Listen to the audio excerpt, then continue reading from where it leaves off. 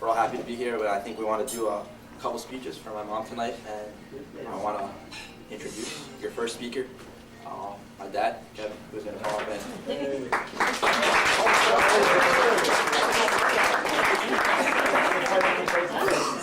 I've got a big agenda, so you sit here and you stay there. I don't want any moving around. Stay here for a while. Is your battery charged? No crying. Well, maybe you could cry. I'm going to start with my speech, and then I'm going to read Susan's speech, Cheryl's sister Susan, who couldn't be here tonight, but I'll start with mine. So first I'd like to say how nice it is for everyone to be here. I figured the last time I'd see everybody all here would be at my party, but here we are again. It's very nice that Cheryl agreed to have a nice 50th birthday party. She's never wanted to do it, but she gave in. And I got to make a confession on the invitations to the party. It sounded like it was from me. Now, a lot of you guys know I can't organize this stuff. I am not the guy who put this whole party together. This is a party that Cheryl put together. She put together her own party. I mean, you don't really think I planned this whole thing. I picked the room. If I would have picked the room, she said, no, that's not the room we're having. We're having it in this room. I would have picked the menu. She would have said, no, having this menu. She picked the menu, the dessert, the place. She picked everything. I didn't even get to pick the invitations. I didn't pick the... She picked you, though. She picked me. I didn't pick the place cards, which Cheryl thought did such a great job on. It says given with love, like Kevin. Right, it's given with love. You know what was done with love was I gave him my credit card. That's what was with love. So, Cheryl's very good at handling stuff like this. She loves doing this stuff. So all I got to do was lick the envelopes, put the stamps on, put it in the post office, give Ruth Chris my credit card, and that was it for me. The rest was Sherry. But she likes this type of stuff. She planned a beautiful 80th party for my parents, for my mother, and 60th anniversary for my parents. She loves doing that. She did a 30th, 40th, and 50th party for me. It's enough of me already. I had enough of me.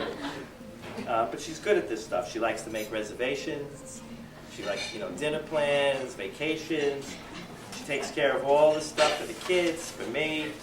That's her thing. But sometimes she gets things mixed up. And she doesn't have the best memory. We've got to admit that. Sometimes she forgets appointments. Kids go to the wrong appointments. We go out with the wrong couples. We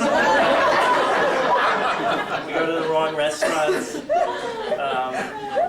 All hell is pretty much breaking loose, but I don't know. We keep trying to figure out why. We think it's the wine. And your house has plenty of that. Yeah, right. But Sherry is a very giving, loving person, and she's changed my attitude about special occasions. Because when I was growing up, and this is with no offense to my parents, when it was anniversary time, or birthday time, it was pretty much happy anniversary and you keep walking. There was no gifts, no cards, that was it. Now it's a whole celebration. Now there's gifts, there's cards, there's a whole thing. We celebrate half birthdays. Birthday celebrations are like a whole week now. And now we're going to be moving towards quarterly birthday celebrations. It's pretty wild. But she loves to give gifts. She's a very good gift giver. And she loves to get gifts. She does it for me, she does it for the kids, she does it for her sister, she does it for my mom, she does it for everybody. And it's a great quality. And I can remember when we first started going out, she would always give me presents. She would bake cookies. Valentine's Day, she would bake cookies. And she was a great cook, which some people may not know. Some of her older friends will know that, but Jill will probably know it, Sarah might know it. A lot of people don't know it. She was a great cook, but she doesn't have time now to cook because she's a high-powered CFO. So we have this new kitchen now, which Dominic built. It's kind of like a museum. That's the famous Dominic. He'll be giving out cards. This guy's good. He's very good. But, you know, we go in the kitchen, and all we do is we just look at it. We admire it. There's nothing going on in it. Except, we have a wine refrigerator. And that's got a lot of action. The hinges are going to be falling off. There's so much action. She loves her wine. Sherry loves her wine. And if it's a tough day, she loves it even more. Now, one thing she loves more than wine is her cat. She loves her cat. She loves cats, but Mia is our cat. And Cheryl calls her Sugar Lips. And her hairy beast. And she loves to cuddle with that cat. And basically, she gets to love the cat. And I get to clean the litter box. and I get to move in like a SWAT team if she throws up on the carpet. It's a great deal for me. And Sherry is an amazing mom. She would do anything for our kids. And she really sets the tone for our family. Nothing gets to her. She never gets excited. She's always there for me and the kids no matter what happens. She pretty much practices the anything goes school of child rearing. And I think Jill and Neil follow that same anything goes school. I think they wrote a book on it. Whatever the kids do, it's fine. Want to stay home from school today? That's fine. You need money? How much you want? No problem. Want to leave every light in the house on? That's fine. Nothing matters. And when they come home, you got to see this in my house. When they come home, one by one, Cheryl comes home, Justin comes home, and Jason comes home. They come home, they take their jacket off, they just drop it on the ground. They take their shoes off, they just throw it on the ground. It's like a dumping ground. So I came home the other day, and I figured I was going to try this. So I came home and I just dropped my coat. Just dropped it right on the ground. So let me see what this is like. And I hear Sherry say, "That's good boy, good job."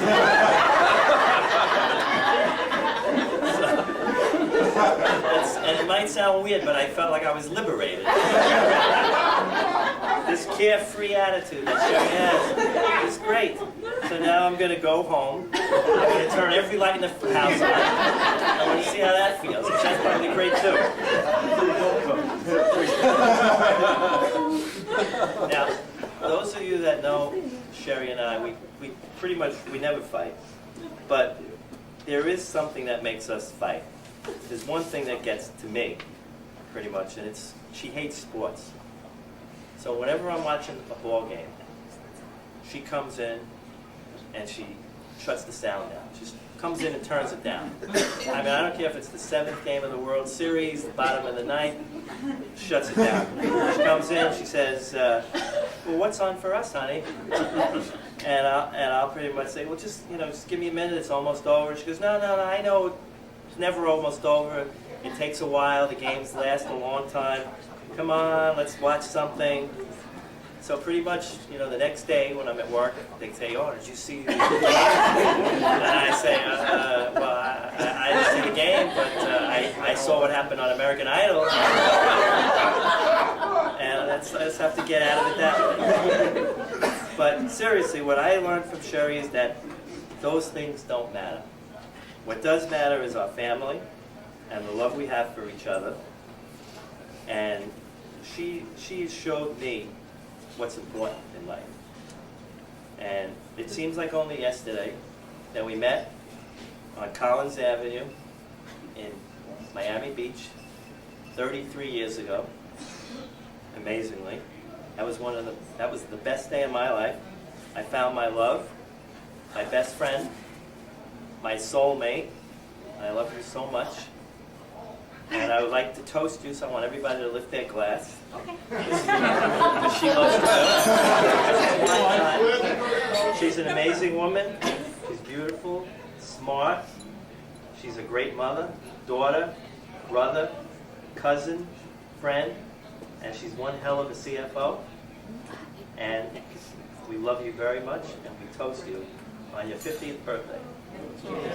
Where's your glass? Where's your glass? I need a glass. Okay.